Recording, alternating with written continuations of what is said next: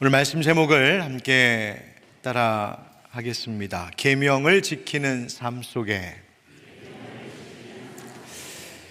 우리 양옆에 계신 분하고 한 번 더 오늘 인사하며 말씀을 시작할까요? 예수님의 사랑으로 당신을 사랑합니다. 시작. 예수님의 사랑으로 당신을 사랑합니다. 아멘. 예수님께서는 우리에게 서로 사랑하라, 내가 너희를 사랑한 것 같이 너희도 서로 사랑하라 말씀하시고, 이것이 너희에게 주는 내 계명이다, 내 계명을 잘 지켜라 말씀하셨습니다. 예수님께서는 우리가 신앙생활해 나가는 것이 바로 예수 그리스도를 본받아 배우며 따라가는 것이요, 그것을 위하여서 예수님께서 명령하신 그 계명을 지키는 것, 그것이 우리의 신앙생활의 매우 핵심적인 일임을 강조하셨습니다.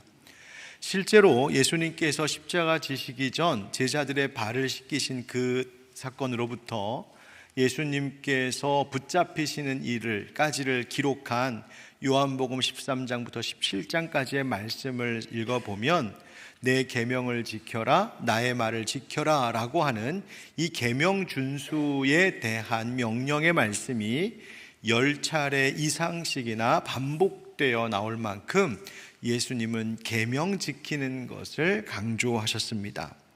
왜 이것이 중요한 것일까요? 또 오늘 왜 이 말씀을 함께 나누려고 하는 것일까요? 말씀드린 대로 계명 준수는 바로 예수님을 따르고 배우며 닮아가는 신앙생활의 기본이기 때문에 그렇습니다. 그런데 지금 우리의 신앙생활은 어떨까요? 주님이 명령하신 기준, 주님이 세우신 절대 가치에 나를 맞추어 수정하며 나를 변화시켜가는 신앙생활을 하고 있는지, 아니면 거꾸로 나의 기준에 따라서 내가 원하는 대로 신앙생활을 하고 있지는 않은지 우리의 모습을 돌아보아야 합니다. 내가 나의 기준에 신앙생활을 맞춰 하다 보면 하나님 말씀보다 내 감정, 하나님 명령보다 내 상황, 하나님 뜻보다 내 해석이 신앙생활의 기준이 되어버려서 결국 주님이 원하시는 신앙생활을 하는 것이 아니라 내가 원하는 대로 모순적이고 선택적이고 형식적인 신앙생활로 전락해 버립니다. 이것은 그렇게 되는 성도 한 개인의 문제가 되는 것뿐만이 아니라 교회 공동체 전체를 약하게 하고 흔들리게 하는 원인이 되기도 합니다. 법치 국가의 국민과 정치인들이 법을 준수하지 않을 때 그것이 다만 그 몇 사람 개인의 문제만 되는 것이 아니라 온 나라 국가를 어지럽히고 불안하게 만들었던 것을 경험한 것처럼, 하나님의 법으로 다스림을 받아야 하는 사람들이 그 법과 계명을 우리 각자가 잘 준수하지 않으면 그것은 나 혼자만의 문제로 끝나는 것이 아니라 내 교회 공동체, 이 시대의 교회, 나의 가정, 나의 자손들의 믿음마저 약하게 흔들리게 하는 일이 되어버립니다. 그래서 우리가 신앙생활하면서 강조하고 다시 주목해야 될 것이 바로 주님의 계명을 지키는 생활입니다. 오늘 요한복음 14장의 본문 말씀을 통하여서 우리는 크게 두 가지 주제를 발견하게 되는데, 하나는 계명을 지킨다는 것이 무슨 뜻인가 라고 하는 것이요, 또 하나는 계명을 지키는 삶 가운데 주시는 하나님의 은혜는 무엇일까, 즉 계명 준수의 삶의 동기부여가 될 수 있을 만한 주제를 발견하게 됩니다. 오늘과 다음 주일에 연이어 이 말씀을 함께 나누려고 하는데, 순서를 조금 바꾸어서 오늘 먼저 두 번째, 내가 계명을 지키면 하나님 우리에게 어떤 은혜를 주시는가, 이 이야기를 먼저 함께 나누려고 합니다.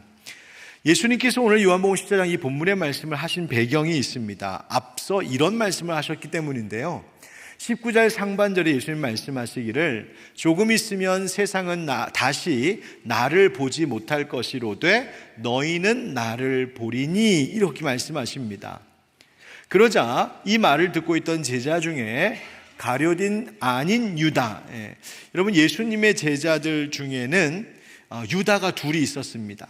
우리가 잘 아는 예수님을 팔아넘긴 가룟 유다가 있었고, 여기 22절에서 말하는 가룟이 아닌 유다는 누구냐 하면 누가복음에서 야고보의 아들 유다라고 예수님의 제자들의 명단을 기록하는 가운데 소개하고 있는 바로 그 인물입니다.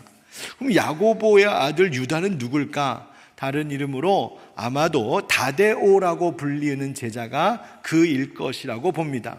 그래서 유다 다데오가 예수님의 이 말씀을 듣고는 의아해하며 이렇게 물은 겁니다. 주여, 어찌하여 자기를 우리에게는 나타내시고 세상에는 아니하려 하시나이까? 예수님 다 많은 사람들에게 다 보이시면 좋지 않습니까? 그런데 왜 우리에게만 보이신다 하시고 세상에는 보이지 않으시겠다고 말씀하시는 이유가 뭡니까? 라고 물었습니다.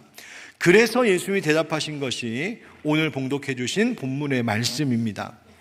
그럼 예수님께서는 왜 믿는 자들, 예수님을 따르는 자들에게만 보이시겠다라고 말씀하시는 것일까? 그 의미가 무엇이냐면 예수 그리스도를 믿음으로 성령을 받을 이들과 예수님을 믿지 않는 세상에 속한 사람들 사이에는 큰 갈림이 있음을 말씀하신 겁니다. 예수님은 사실 모든 사람들에게 당신을 나타내 보이십니다. 그런데 그 중에는 그 예수님을 보고 예수님을 믿고 예수님이 누구신지를 받아들여 구원을 얻은 믿음의 사람들이 있는가 하면, 반면에 예수님을 육의 눈으로 보고 있으면서도 그 예수님을 믿지 못하고 예수님이 누구신지를 전혀 알지 못하는 사람들이 있었던 것이죠. 예수님을 믿어 예수님을 받아들이고 그가 하나님의 아들이심을 알아본 자들에게는 예수님께서 날마다 그의 생애 가운데에 그의 자신의 현존을 나타내 보이시면서 역사하시고 함께 하시는 은혜를 베푸시겠지만, 예수님을 믿지 않는 자들, 세상에 여전히 속한 자들에게 예수님은 여전히 알 수 없는 분, 보이지 않는 분, 사귐의 관계를 가질 수 없는 미지의 존재로 남아 계신 것뿐입니다. 여러분, 우리의 삶은 어떨까요?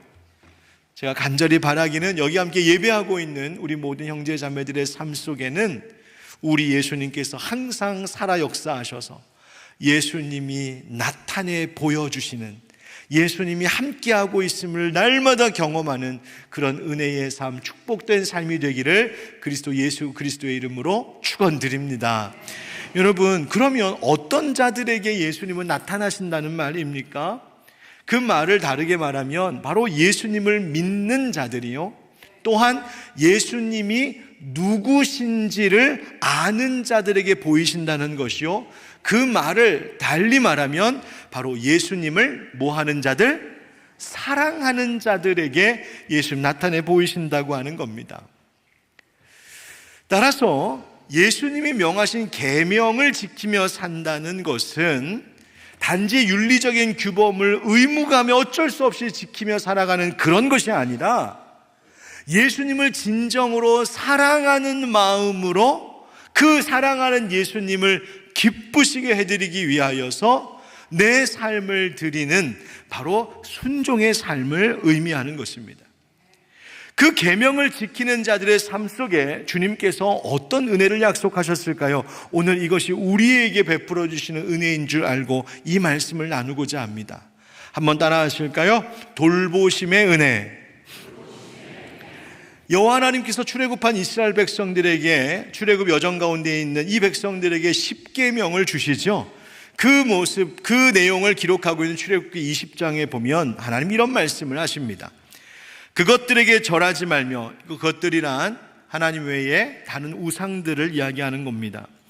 그것들을 섬기지 말라. 나 네 하나님 여호와는 질투하는 하나님인즉 나를 미워하는 자의 죄를 갚되 아버지로부터 아들에게로 3, 4대까지 이르게 하거니와 나를 사랑하고 내 계명을 지키는 자에게는 1000대까지 은혜를 베푸느니라. 아멘. 여러분, 1000대면 한 몇 년쯤 될까요? 만약 1000대가 지나면 하나님의 은혜가 그때는 다 했다고 끝난다는 얘기일까요? 아닙니다.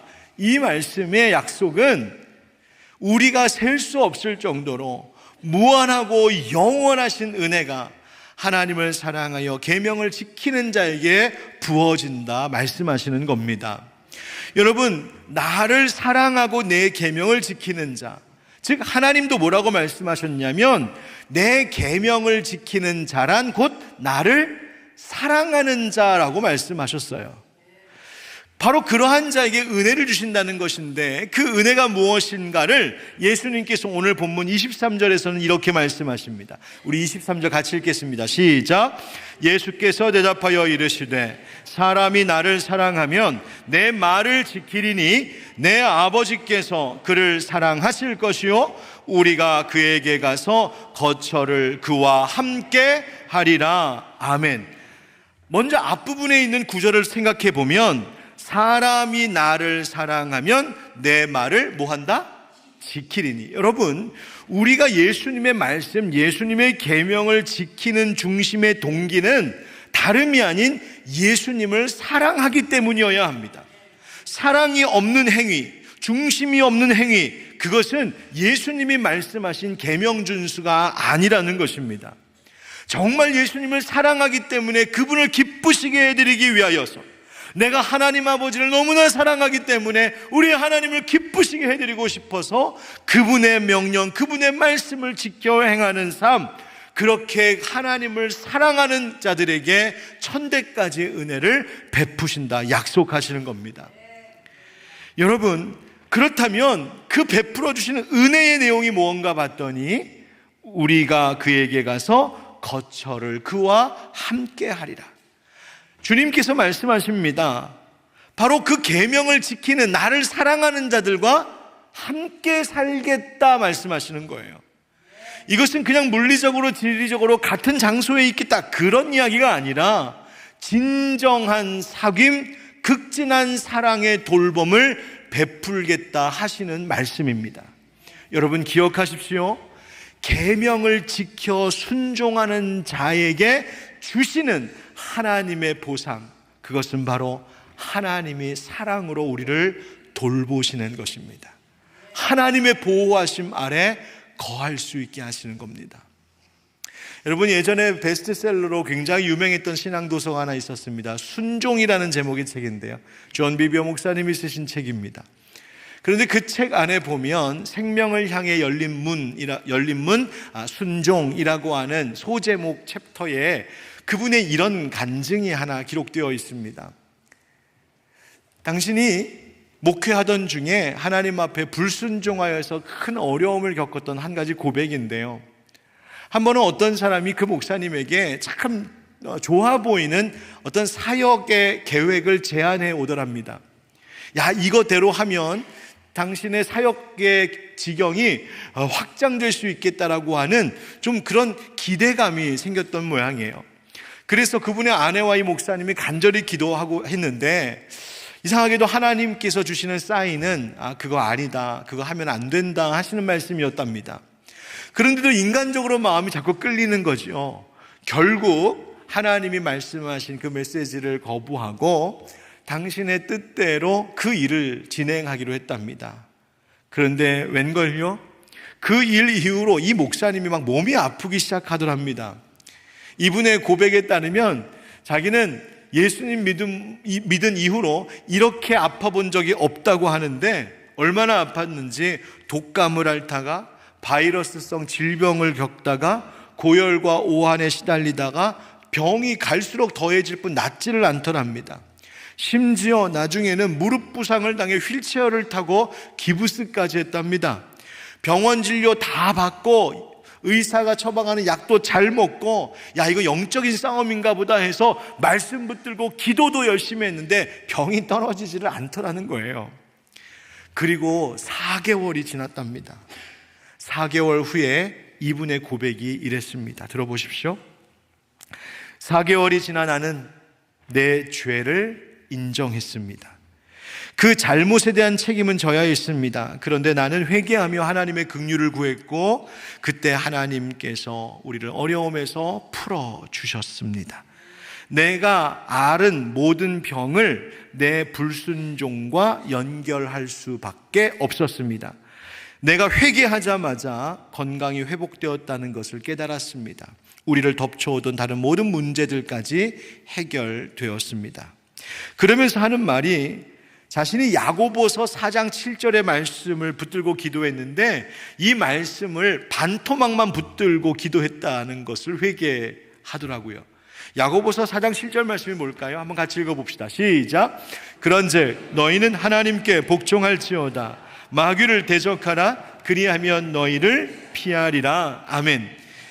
마귀의 공격을 피하고 승리하는 길. 그래서 이 목사님이 이거 영적인 싸움이다 싶어서 마귀를 대적하라 이 말씀을 붙들고 열심히 기도했답니다. 그런데 그 앞에 사실은 더 중요한 말씀이 있었던 것을 간과하고 있었던 거예요. 그 말씀이 뭡니까? 너희는 하나님께 복종할지어다. 오늘 우리의 말로 하면 주님의 계명을 지킬지어다. 내가 하나님의 말씀에 복종하고 주님의 계명을 지켜 행하면 갑자기 나한테 무슨 힘이 생겨서 마귀를 물리치는 것이 아니라 내가 주님의 말씀을 지켜 행하면 주님이 내게 오셔서 나를 돌보시고 나를 지키시고 나를 해하는 모든 것들을 물리치시는 하나님의 승리가 있음을 약속하신 것이죠. 여러분, 이 저자의 간증에서 주의할 것이 분명히 있습니다. 이 저자도 이 부분을 강조하는데요, 뭐냐 하면 우리가 겪는 인생의 난관, 질병, 문제, 고생의 모든 원인이 꼭 내가 불순종했기 때문이라고 다 단정지어 말할 수만은 없다는 점입니다. 순종하며 계명을 지키는데도 때로는 어려움을 겪을 수 있습니다. 순종하면서 오히려 그것 때문에 더 고생하고 손해볼 수도 있습니다. 왜? 하나님이 그 시련을 통하여 우리에게 더 큰 영적인 성장과 믿음의 성숙이라는 열매를 주시기 위해서입니다. 다만 이분이 이 이야기를 이렇게 하는 것은 그분의 경우에 특수하게 그랬다는 것입니다. 자기가 주님의 뜻에 불순종하고 그 주님의 뜻을 거부하는 죄를 범하였을 때 자기에게서 주님의 돌보심이 걷어져 가는 것을 체험한 이야기를 했던 것입니다. 그래서 이분의 책의 마지막에 그는 이렇게 이야기합니다. 여러분, 순종에는 큰 보상이 따릅니다. 그것은 바로 주님의 보호 아래 머물 수 있는 것입니다. 주님의 뜻에 순종하고 그 계명을 지킴으로 주님의 보호하심 아래 머물 수 있다는 사실을 절대 잊지 마십시오. 그런 내용으로 그 책을 마무리 짓습니다. 사랑하는 성도 여러분, 주님의 말씀을 지키고 주의 계명을 준수하고자 하는 자들의 삶에 하나님이 찾아오셔서 진정한 사귐을 허락하여 주시고 극진한 사랑으로 우리를 돌보시는 그분의 은혜의 보호가 계명을 지키는 자들 가운데 있을 줄 믿습니다. 그러므로 삶의 외로움, 삶의 괴로움, 삶의 방황과 시련을 내가 멈추길 원한다면 내가 가장 먼저 점검해야 될 것이 무엇일까? 그것은 주님, 내가 오늘 하루하루를 살면서 주님의 계명을 지키고 있습니까? 혹시 내가 주님의 뜻을 알면서도 불순종한 것이 있지는 않습니까? 적어도 내가 아직 미숙하고 어리석어서 그 계명을 다 지키지는 못해서 온전치 못할지라도 제 마음속에 주님의 계명을 지키기를 간절히 원하는 열망이 불타오르고 있습니까? 주님, 그 마음을, 그런 삶을 내게 주시옵소서.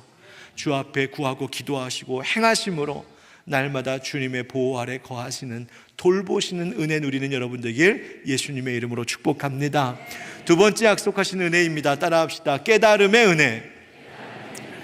여러분, 예수님께서 계명을 지키는 자에게 약속하시기를 뭐라고 표현하셨냐면 우리가 그에게 가서 거처를 그와 함께 하리라 하셨습니다. 누가 그에게 간다고 말씀하셨어요? 우리가 라고 복수로 말씀하십니다. 예수님 단독적으로 가는 것이 아니라 우리가 그 계명 지키는 자에게 오시겠다고 말씀하세요. 누구를 말씀하시는 걸까요? 하나님 아버지, 그리고 아들 예수님, 그리고 장차 오실 성령님을 약속하신 겁니다. 그러니까 계명을 지키는 자들의 삶에는 우리 곧 성삼위일체 하나님께서 그 계명을 지키며 사는 자의 삶 속에 날마다 함께 거하시며 그들을 돌보시고 인도하신다는 거예요. 그래서 이 약속의 말씀 다음에 이어 나오는 예수님의 말씀이 무엇이냐면 보혜사 성령님에 대한 이야기예요. 보혜사가 무슨 뜻입니까? 보혜사란 내 곁에서 나를 위로하시는 분, 나를 도우시는 분, 나를 중보하시는 분, 때로는 나를 상담해 주시는 분, 그런 뜻입니다. 성령님이 그런 분이시라는 거예요. 성령님이 우리를 도와주신답니다. 계명 지키는 자들 도우신답니다. 어떤 식으로? 우리 26절의 말씀을 같이 읽읍시다. 시작. 보혜사 곧 아버지께서 내 이름으로 보내실 성령, 그가 너희에게 모든 것을 가르치고 내가 너희에게 말한 모든 것을 생각나게 하리라. 아멘. 여러분, 성령님이 뭐 하시냐면 우리에게 오셔서 모든 것을 가르쳐 주시고 모든 것을 생각나게 하신답니다. 이 말씀 딱 들으면 이제 입시 준비하고 있는 친구들에게 너무 필요한 말씀 같이 느껴지죠. 근데 여러분, 조금 다른 것입니다. 여러분, 만약 모든 것을 가르쳐 주시고 모든 것을 생각나게 하신다라고 하는 것이 그저 일반적인 세상의 지식, 세상의 과학과 어떤 원리와 이치와 같은 그런 것을 통달하게 하는 뜻이라면, 여러분, 예수 믿고 성령 받은 사람들은 다 전지한 사람들이 되어야 되는 거죠. 근데 여기서 말씀하시는 뜻은 그런 뜻이 아닙니다. 여기서 생각나게 하시고 기억하게 하시는 내용이 무엇이냐면 바로 예수님께서 우리에게 하신 말씀을 이야기하는 것입니다. 예수님께서 하신 말씀, 비유의 말씀, 교훈의 말씀, 또 예수님께서 행하신 일들이 무슨 의미인지를 깨닫게 하시고 또 어떤 말씀을 주셨었는지를 기억나고 생각나게 하심으로 내가 오늘 하루하루를 사는 동안에 하나님의 뜻 가운데 살아갈 수 있도록 우리를 이끄시고 도우신다는 것입니다. 왜 그것이 중요할까? 성령님이 우리를 그렇게 도와주시지 않으면 우리의 자력으로는 절대로 우리가 하나님 뜻대로 어떻게 살아야 하는지 알지도 못하고 그렇게 살아갈 능력도 지혜도 용기도 없는 우리는 연약한 자들이기 때문에 그렇습니다. 그래서 우리는 늘 성령님의 인도하심, 성령님께서 생각나게 하시고 기억나게 하시는 도우심이 필요한 사람들이에요. 삶을 살아갈 지혜와 용기가 필요합니다. 상처받은 마음을 위로하시는 성령님의 돌보심이 필요합니다. 몸과 영혼의 치유를 주시는 것도 성령님이 실제인데 그 은혜가 필요한 사람들이 우리입니다. 여러분, 나 혼자서 다 할 수 있다고 착각하며 살지 마십시오. 내가 얼마든지 이겨낼 수 있다고, 내 힘으로 얼마든지 해낼 수 있다는 오만함에 빠지지 마십시오. 주님은 우리를 처음부터 그렇게 짓지 않으셨어요. 하나님은 우리를 늘 하나님을 의지하며 하나님 손 붙잡고 살아야 되는 인생으로 우리를 지으셨습니다. 그 증거가 뭔지 아세요? 사람을 흙으로 빚으시고 그 코에 생기를 불어넣으신 거예요. 우리는 그 생명의 영으로 살아가야 될 사람들이란 말입니다. 그래서 여러분, 목사에게 바로 이 은혜가 필요합니다. 앞에 서는 목사가 여러분들에게 말씀을 전할 때에 하나님의 말씀이 생각나고 기억나고 깨달아지는 은혜, 여러분, 우리 목회자들에게 필요합니다. 목장을 잘 섬기시는 우리 목자들에게도 이 은혜가 필요합니다. 목원들에게 어떤 말씀을 나누어야 될까 깨닫고 생각나고 기억나게 하시는 은혜, 우리 교회학교 선생님들에게 이 은혜가 필요합니다. 제자 훈련을 시키는 양육자들에게 이 은혜가 필요합니다. 또 우리가 일상의 생활을 생각할 때에 생활 속에서 여러 가지로 시험을 당하는 분들에게 그 시험을 넉넉히 이길 수 있는 용기의 말씀을 주시는 주님의 말씀이 기억나고 생각나게 하시도록 성령님이 도우시는 은혜가 필요합니다. 신앙생활의 핍박 가운데 있는 이들도 그 핍박에도 불구하고 믿음을 버리지 않도록 내게 격려하시고 용기를 북돋아 주시는 성령님의 도우심이 필요하다는 말입니다. 그렇다면 우리는 그렇게 성령님의 도우심, 성령님의 깨닫게 하시는 은혜가 필요한 사람들인데 누가 그 은혜를 누릴 수 있다고 하시는 겁니까? 바로 예수님을 너무 사랑해서 예수님의 계명을 지키며 살고자 하는 자들에게 이 은혜를 주신답니다. 사랑하는 성도 여러분, 성령님의 도우심을 갈망하십니까? 성령님이 여러분들 위로하시고 인도하시고 도우시기를 원하십니까? 그렇다면 오늘도 내게 명하신 주의 계명에 신실한 여러분 되시기를 축복합니다. 주님이 반드시 성령으로 우리를 도우실 줄 믿습니다. 마지막으로 주님께서 약속하신 것이 있습니다. 따라합시다. 참 평안의 은혜. 27절 말씀을 같이 읽죠. 시작. 평안을 너희에게 끼치노니 곧 나의 평안을 너희에게 주노라. 내가 너희에게 주는 것은 세상이 주는 것과 같이 아니하니라. 너희는 마음에 근심하지도 말고 두려워하지도 말라. 아멘. 성령님께서 예수님의 계명을 지켜 살아가는 자들에게 평안을 주시도록 우리 주님께서 약속하시는데, 주님이 말씀하시기를 이런 표현을 쓰십니다. 평안을 너희에게 끼친다라고 하는 말씀도 하시고 나의 평안을 너희에게 주노라 하시는 말씀도 하세요. 이 말씀의 의미에 차이가 있을까 하고 헬라어 원문을 찾아보니까 그 의미상의 차이가 있더라고요. 끼친다라고 하는 말은 영어 성경으로 번역할 때는 leave라고 하는 말로 남겨두다라는 것입니다. 여러분, 예수님께서 십자가에서 죽으시고 부활하시고 이제 승천하시지 않습니까? 그래서 예수님께서 하늘 아버지 그 보좌 우편에 가실 때에 이 땅 가운데 무엇을 남겨두신다? 평안을 남겨두었다 말씀하시는 거예요. 또 하나 평안을 주노라 하신 말의 의미는 지금도 능동적으로 주님께서 우리에게 평안을 베푸신다라는 뜻이에요. 자, 그렇다면 이것이 무슨 의미일까? 예수님께서 십자가 지시고 부활 승천하시면서 이 땅을 떠나실 때에 예수님은 말씀하신 대로 모든 인류에게 평안을 남겨두셨어요. 십자가 보혈의 능력.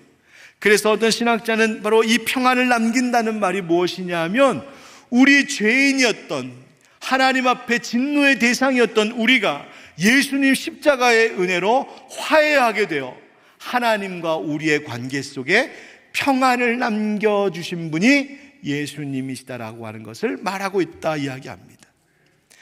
그러면 평안을 또한 주신다는 것은 무엇일까요?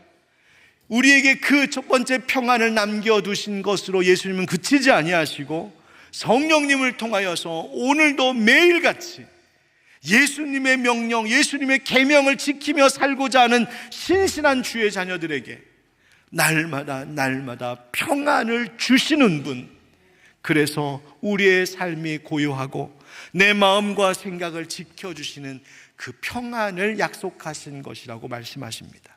중요한 것은 예수님이 주시는 이 평안은 세상이 약속해 주는 평안과 다르다 하십니다. 여러분, 세상이 우리에게 평안 혹은 평화를 말하기도 합니다. 지금 이제 곧 대선이 다가오는데 후보자들이 사실 우리에게 계속 약속하는 것이 그런 것 아니겠습니까? 평화를 위한 여러 정책을 세우겠습니다. 평화를 위한 조직을 만들겠습니다. 평화를 위한 프로그램과 예산을 이렇게 세워보겠습니다라고 하는 공약들이 쏟아져 나오는 거죠. 그러나 여러분, 세상이 주는 평화라고 하는 것은 늘 불안정한 것이었습니다. 세상이 약속하던 평화는 늘 충분하지 않았고 늘 유한했습니다. 때로는 세상이 말하던 평화에는 거짓된 평화도 있었습니다. 세상이 약속한 평화는 실패하기 일쑤였습니다. 세상이 주겠다 하는 평화는 이쪽에는 평화일 수 있으나 다른 한쪽에는 오히려 그 평화를 깨뜨리는 비극적인 일들이 되기도 하는 것이 세상의 일입니다. 예를 들어 볼까요? 제가 이번 일본 탐방하면서 어디를 들렸다 왔냐면 나가사키 그 순교지 탐방 일정 중에 나가사키의 원폭 기념관이 있습니다. 히로시마와 나가사키에 원자폭탄이 떨어졌잖아요. 그것을 기념하는 기념관이 있습니다.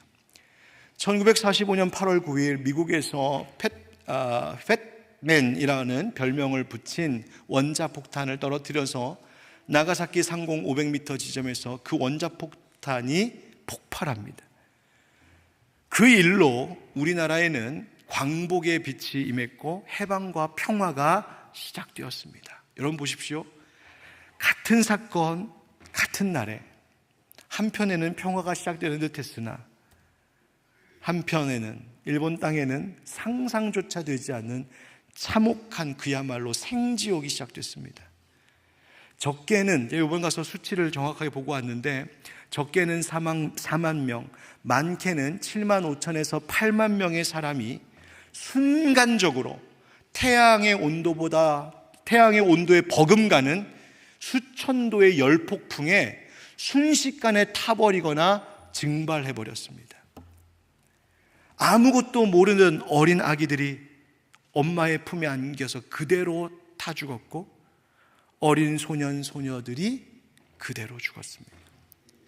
겨우 목숨을 건진 이들도 곧 방사능 피폭으로 피를 토하며 죽었고 그 후유증은 수십 년간 지금도 지속됩니다. 그리고 그렇게 죽은 이들 가운데에는 당시 일본의 강제징용으로 끌려가 노동을 해야만 했던 안타까운 우리 조선인들도 있었습니다. 여러분, 분명 평화의 이야기였던 것 같은데 한쪽 그늘에는 아픔과 참혹함이 있는 평화였습니다. 그러나 세상이 말하는 평화는 그런 것일지언정 오늘 예수님께서 우리에게 약속하시는 이 참 평화는 그림자가 없는 완전한 평안입니다. 모든 상황을 뛰어넘는 평안이요 고난 중에도 흔들리지 않는 참 평안입니다. 그래서 야고보서 1장 17절 말씀에 사도 야고보는 이렇게 전합니다. 온갖 좋은 은사와 온전한 선물이 다 위로부터 빛들의 아버지께로부터 내려오나니 그는 변함도 없으시고 회전하는 그림자도 없으시니라. 주님이 우리에게 주시는 평안에는 그림자가 지지 않는답니다. 그늘 속에 버려두시는 일이 없답니다. 세상의 편리함과는 다른 것이랍니다. 감옥에 갇혀 있었던 실라와 바울이 어떻게 거기서도 찬송할 수 있었을까요? 바로 이 그림자가 없는 완전한 평안을 성령께서 그곳에서 주고 계셨기 때문일 겁니다. 교회 역사 속의 수많은 순교자들이 그 끔찍한 현실과 괴로운 고문과 공포스러운 죽음 앞에서도 그 예수 믿는 믿음을 버리지 않을 수 있었던 것은 거기에도 그곳에도 함께 하시는 성령님 주시는 참 평안이 있었기 때문일 겁니다. 이번 탐방에서 방문했던 순교지 몇 군데를 좀 여러분께 소개하는 것으로 오늘 말씀을 정리하겠습니다. 한 곳은 나가사키에 있는 26성인의 순교 기념비가 세워져 있는 곳입니다. 여러분 보시는 왼쪽의 사진이 그것이고 오른쪽은 것을 그림으로 그린 기념화인데요. 1597년 1월 한겨울 도요토미 히데요시가 일본에 기독교 금교령을 내리자 바우치스타라고 하는 스페인 출신의 선교사님을 비롯한 24명의 그리스도인들이 교토에서 체포됩니다. 그 추운 겨울 교토에서 그들은 한쪽 귀가 잘린 채 나가사키까지 무려 900km에 달하는 그 먼 거리를 한 달에 걸쳐 끌려 걸어갑니다. 왜 귀를 잘랐냐면 도망치지 못하게 하려고 어디를 가든지 그가 그리스도인이라고 하는 것이 드러나게 하려고 귀를 잘랐답니다. 그 길을 가던 중에 나고야의 야마코토라고 하는 한 마을에서 2명의 사람이 저 사람들 누굽니까? 그리스도인들인데 저들 처형하려고 지금 나가사키까지 갑니다 하자 그 2명의 사람이 저희도 그리스도인입니다. 저도 잡아가십시오. 합류하여 26명이 되었답니다. 그렇게 26명이 나가사키에 도착해 각각 십자가의 그림처럼 매달려 창에 찔려 순교하게 되는데 그 26명의 사람들을 조각한 부조가 바로 왼쪽에 있는 저 기념비입니다. 그런데 저기에 보면 26명의 사람들이 쭉 조각되어 있는데 그 중에 3사람은 다른 사람들보다 키가 작은 것을 보게 됩니다. 도대체 저 사람들은 누굴까 하고 알아보니 다름이 아닌 그들은 12살, 13살, 14살의 어린이들이었습니다. 이 어린 아이들조차도 한쪽 귀가 잘려 그 추운 겨울 한 달을 걸쳐 어른들과 끌려와 그럼에도 불구하고 끝까지 신앙을 버리지 않았을 뿐더러 심지어 처형장에 와서는 많은 십자가들을 보면서 남긴 말이 저 중에 내가 달릴 십자가는 무엇입니까? 라고 물었다는 이야기가 전해져 내려옵니다.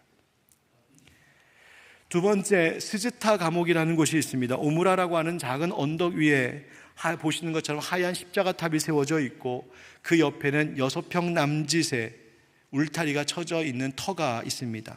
바로 그 자리가 바로 대나무로 엮어 만든 감옥터였고 지금은 낮은 울타리 그리고 성찬대로 그곳이 감옥터였음을 보여주고 있습니다. 이는 1613년 또다시 내려진 금교령에 외국인 선교사님을 비롯한 33명의 크리스찬들이 붙잡혀 6평밖에 되지 않는 저 작은 공간에 33명이 투옥됐습니다.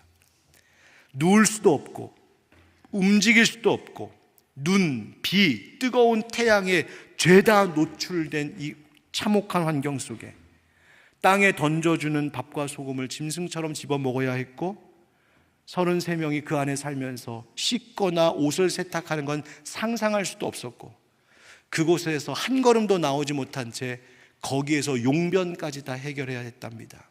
그러기를 수년을 그렇게 살았습니다.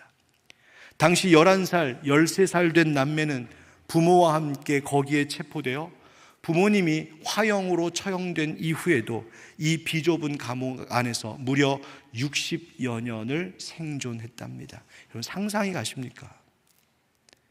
여기에 갇혀 있었던 그리스도인들은 자신들이 화형을 당할 것이라는 소식을 듣고는 오히려 기뻐했답니다. 이 끔찍하고 이 고통스러운 이 감옥에서 벗어나 이제 화형을 당하여 죽으면 예수님, 그 그리운 예수님께 빨리 갈 수 있겠구나라고 하는 것 때문에 화형 소식이 들려오자 그 안에 있는 사람들이 다 기뻐했답니다. 세 번째로 소개할 곳은 호쿠바루 순교지라고 하는 곳인데 거기에는 머리 무덤, 몸 무덤이라고 하는 것이 있습니다. 1658년 7월 131명의 크리스찬들이 사열로 무릎을 꿇은 채 참수를 당한 자리입니다. 목이 베어 나아갈 때에 순교자들은 단 한마디의 비명도 신음소리도 내지 않고 그저 피가 품어져 나오는 씩하는 소리만 들렸을 뿐, 그래서 칼을 휘두른 사람들이 저들의 결연함과 그 엄숙함에 오히려 공포를 느꼈답니다.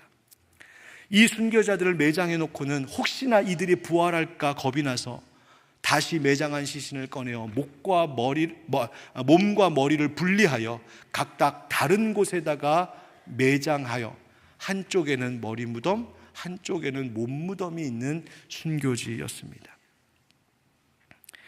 저와 함께한 우리 성도들은 이곳을 방문하면서 계속해서 그 마음속에 떠오르는 질문이 있었습니다. 하나님, 저들이 어떻게 저 끔찍한 고통을 견딜 수 있었을까요? 어떻게 그 긴 시간을 그 좁디 좁은 그 감옥에서 버틸 수 있었을까요? 우리는 작은 불편함도 견딜 수가 없는데, 작은 아픔도 참을 수가 없는데 저들은 어떻게 그 죽음의 공포를 이길 수 있었을까요?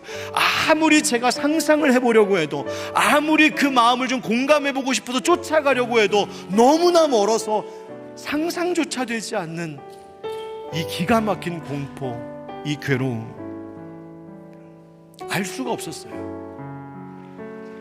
돌아오는 길에 성령님께서 알게 하신 한 가지 답이 있었습니다. 평안을 너희에게 주노니 곧 나의 평안을 너희에게 주노라. 내가 너희에게 주는 것은 세상이 주는 것과 같지 아니하니라. 너희는 마음에 근심하지도 말고 두려워하지도 말라. 아, 그렇구나. 바로 그 처형장에, 그 감옥터에, 그 공포와 고통의 현장에 이 성령님이 함께하고 계셨었겠구나. 세상 사람들에게 다 나타내지는 않으시나 오직 예수님을 믿고 예수님을 너무 사랑해서 예수님의 계명을 지키는 이 믿음을 저버리지 않으려고 하는 이 일본 그리스도인들에게 저들을 돌보시고 세상과는 차원이 다른 진짜 평안을 주시는 성령님이 그들과 함께 하고 계셨겠구나. 그것이 그들이 견딜 수 있는 이유였겠구나. 괴로움과 공포가 큰 만큼 성령님이 그들에게 주시는 평안과 확신도 지금 우리로서는 감히 상상조차 할 수 없는 그 진짜 평안이 그들에게 부어지고 있었겠구나. 돌아오는 길에 어렴풋이나마, 정말 어렴풋이나마 하나님께서 그들에게 그 은혜를 베풀어 주셨을 것이 느껴졌습니다. 사랑하는 성도 여러분, 오늘 나의 계명을 지키라 하시는 이 말씀이 마치 우리의 무거운 짐처럼, 우리를 불편하게 하는 쇠사슬처럼 나를 올가매고 있는 그런 율법, 그런 행위가 되지 않기를 원합니다. 다만 나를 돌보시는 하나님이 너무 좋아서, 나를 깨닫게 하시고 나를 도우시는 성령님이 너무 좋아서 나에게 오늘도 세상이 줄 수 없는 진짜 평안을 주심으로 모든 싸움을 넉넉히 이기게 하시는 우리 주님이 너무너무 좋아서 그 사랑하는 예수님 기쁘시게 해드리려고 주의 계명을 지켜나가는 진짜 제자들, 바로 그런 사람 우리가 될 때 하나님이 우리를 돌보시고 더 깊은 은혜의 신비를 경험하게 하시고 우리를 평안 가운데 쉬게 하실 줄 믿습니다. 그 은혜가 우리 모두 가운데 있기를 예수님의 이름으로 축복합니다.